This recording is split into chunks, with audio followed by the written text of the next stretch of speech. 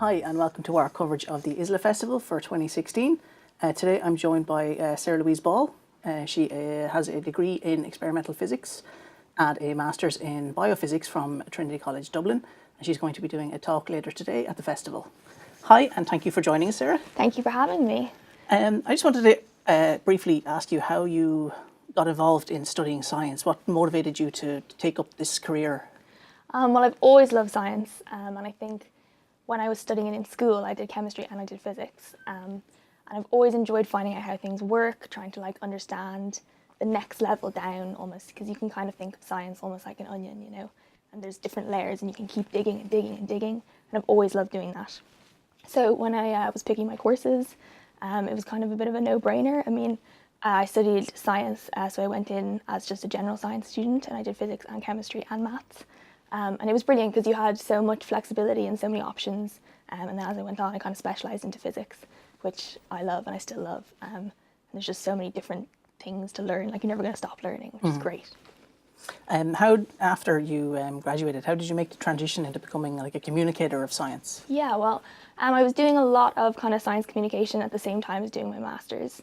So in the research institute that I was working in, there was kind of tours for secondary school students. There was kind of public events, researchers' night, where people could come in, visit labs, do all that kind of thing. So I was really involved in that.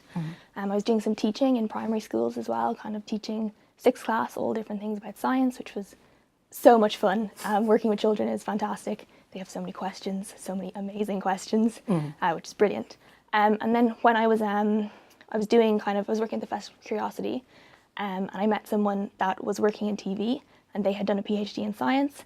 And I was kind of like, wow, this is something you can do. And I just kind of went with it. I did some work experience at the BBC and then I just kept going. Okay. Part of your involvement in kind of getting the regular broadening science out to a wider audience, you were involved in the City of Physics initiative. How did you get involved in that? So I have worked on other projects and I would know Professor Shane Bergen very well. He is the founder of the project, and before that he ran Dart of Physics, which was the campaign that ran before it. So this year, he asked me to be involved. We made some podcasts, which was very good fun. Very kind of science orientated, but aimed at the general public, so nothing too complicated, things that we all worry about, like how to keep the battery charge in your phone, or like what's out there in space. Nice, just everyday things. So we kept going with that. It was an amazing campaign. Dr. Evie Nahulavon was involved as well. So much credit to them. They pulled it off amazingly. So basically it's just a campaign where we put these kind of sayings, information, facts, just kind of on public transport around the place, but they're not too informative. They're more kind of like, they make you stop and think and go, what do they mean by that? Which is the idea, because we'd like to get people talking about physics. Yeah, you want people to investigate. Exactly, yeah. You don't want them just to kind of read it and then say, oh, okay. You want them to kind of be like, what do they mean by that? Or kind of maybe talk about it with friends or go and look it up afterwards, because it's kind of bothering them at the back of their mind. What did they mean? For example, one of the ones was just said, we're all made of stardust, and that's it. And you kind of think like, what do they mean by that? Like, are we made of stardust? And obviously everything comes from exploding stars in the universe, and then it gets merged together to create the planets and the people and everything like that. So it goes really far back, but it's just something that makes you go, So that was brilliant. As part of that, we also had live events. We had the website, which had more information. And we had this beautiful projection of the sun onto a building on Dame Street, which ran for one night, which was really fantastic, really giant sun. Lots of people, students who were volunteers, and they would kind of go around and talk to the public and just kind of say, oh, have you heard about the sun? Just chat about it, get people talking, because when people talk about things and they take part in the conversation, they learn more deeply, and they get to have an opinion and a voice about things, which is what we really want in science. How did that transition into working for RTE on Insiders? Yeah, so I was actually working already in production at that stage on Insiders, so I worked as a researcher on the show as well. It was just brilliant.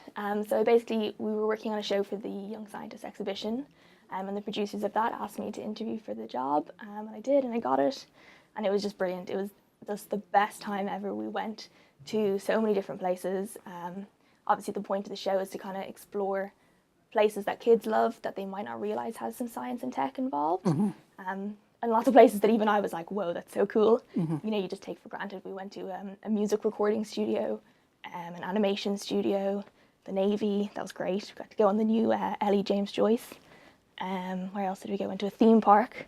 So it's kind of just showing kids, you know, these are all places that you love, but actually there's loads of science that goes into it that you might not realise. And that was a fantastic experience. My two co-presenters were brilliant, and it was just brilliant. I can't say anything. I mean, I love doing it. And it was really great to kind of, to show off the little bits of science that we take for granted. Did it force you to kind of learn more when you're kind of forced to go into like talk about things on the radio or TV? How did you find that transition into being on screen or being on mic? Did you find that difficult, or were you kind of naturally used to it? It was certainly kind of a jump from going from behind camera to in front of camera. But I have to say I really loved it. I was a bit nervous at the start, but I remember the moment where it was kind of cameras pointing at you and you're ready to go, and you just kind of say in your head, you know, this is it, like just do it or run away.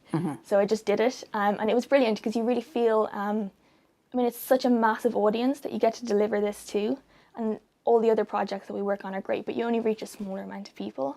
But with TV, you reach like hundreds of thousands kind of thing. So to be able to kind of deliver that through the camera really makes you feel really good about it, and like you really want to make it work. And I love learning all the different things. That's one of my favourite things about working in TV. You become an expert about all these like little random things, and you never stop learning. So might be finished in college, but really I'm still learning a lot, which is really, really good.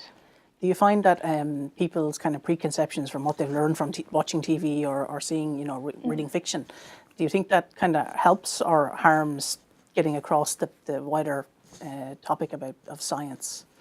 I think it's a bit of both, maybe. Overall, I think it's a positive thing because people see all these like sci-fi films and everything, and they say, you know, that's so cool. All this stuff is brilliant. Sometimes it can be a bit misleading because sometimes when we have science breakthroughs or tech breakthroughs, people think, you know, oh, but sure, like, look what they can do on TV. They've been doing that in Star Trek for years. Exactly. Yeah. But actually, it's an incredible breakthrough. So that can sometimes be, you know, a bit of an issue. But the more we get the public talking about science and the research that's going on now, the more that they'll be able to say, you know, oh, well, that's something similar to like they did in real life or all those kind of things. But overall, no, I think it's a really beneficial thing that people watch and read and do all these things about science and tech because it gets you thinking about it, you know, and that's what everyone wants. Yeah. Could you recommend for people who really don't have a background in science, would you recommend any documentaries or books or TV shows that you would suggest they check out? Well, obviously working in TV, I recommend lots of TV shows. Obviously any kind of Horizon that the BBC makes are always fantastic. They pick lots of different kind of various topics. I worked on one recently which was about hair. So it's kind of the science of hair care products, the marketing campaigns, all those kind of things. And that's something that you might not realise is full of science. So Horizons are a fantastic way.